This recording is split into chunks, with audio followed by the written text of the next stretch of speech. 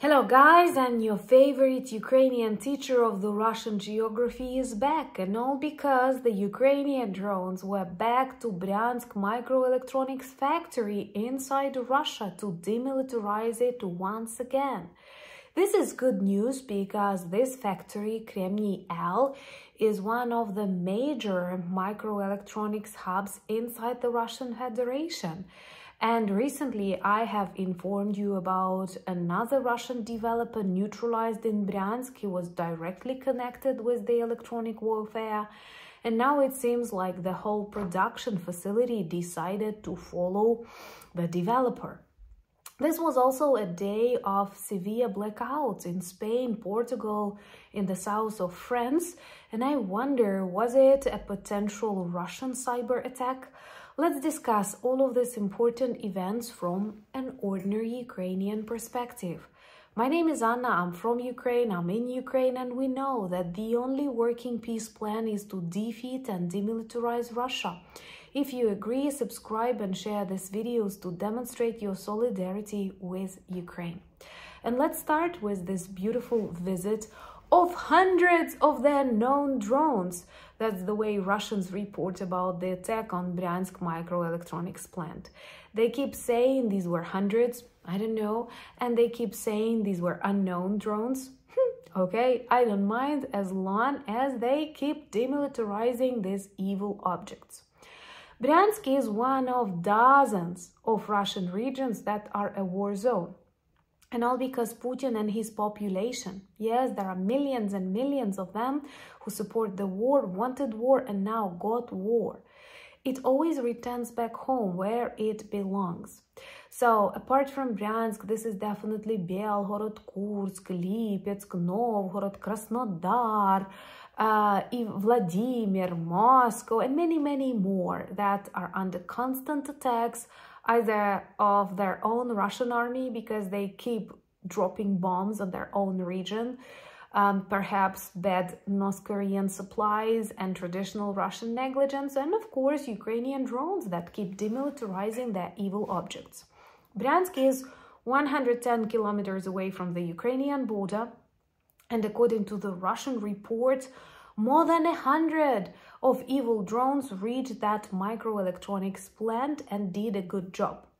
I have to remind you that Russian population was totally unprepared for the war on their own territory, and they are very media illiterate, and they share dozens, hundreds, thousands of videos of the explosions on these objects. And we can clearly count 10, 15 explosions and detonations on their facility. This is a typical development of a situation when you target, once again, a legitimate military object. That Bryansk microelectronics hub is perhaps one of the most important, if actually is not the most important, microelectronics plant in Russia. Recently, I have informed you about another Russian war criminal demilitarized that was a developer of microelectronics in Bryansk, and now the whole plant. Seems like they experience severe problems in that area. And I'm not talking just about Bryansk, I'm also talking about this electronic warfare. The Bryansk plant was producing various radars, various elements for Iskander missiles, Pantsir systems, and different types of electronic warfare. Anytime we target it, we damage the production lines. This means months of paralysis. And this means hundreds and thousands of saved Ukrainian lives.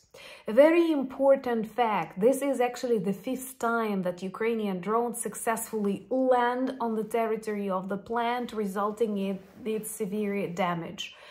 And this is a proof that Russia is very vulnerable, totally unprepared to defend itself as a classical bully, and can and will be defeated. Share if you share my opinion, and please subscribe to witness the collapse of the evil regime together. According to various estimates, the Kremlin invested billions of dollars in this facility.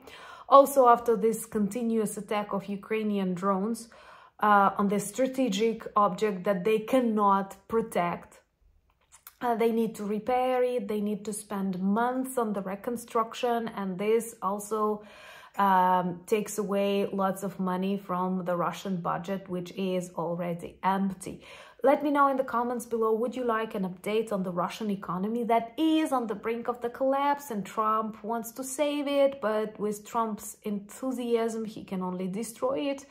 So this Bryansk microelectronics plant is one of the central hubs, attacked 5 times, and each time is a successful time that results in a prolonged period of the reconstruction and ended production, which saves lives and also makes Kremlin spend a lot of money on that. What makes me feel funny is that they keep saying that hundreds of unknown drones. I wonder who sent these drones? Chinese, French, Germans? Anyway, they want to pretend that Ukraine does not exist. Once again, I don't mind as long as we keep demilitarizing and defeating Russia. And anytime an object is neutralized, especially like this one, responsible for the production of Iskander missiles, elements of radars, it is a victory. And together with that developer that was neutralized recently, this is a tremendous strike on the production of electronic warfare in Russia. Also, I was very disappointed to learn that many countries experienced severe blackouts in Spain, Portugal, and in the south of France. This reminded me about our Ukrainian experience. By the way, I share more about that life in times of the big war on my new channel, Anna Danilchuk, and here I connect a video about my experience of blackouts in Ukraine. Do check it. Hopefully the electricity is already restored. I know how many things depend on it.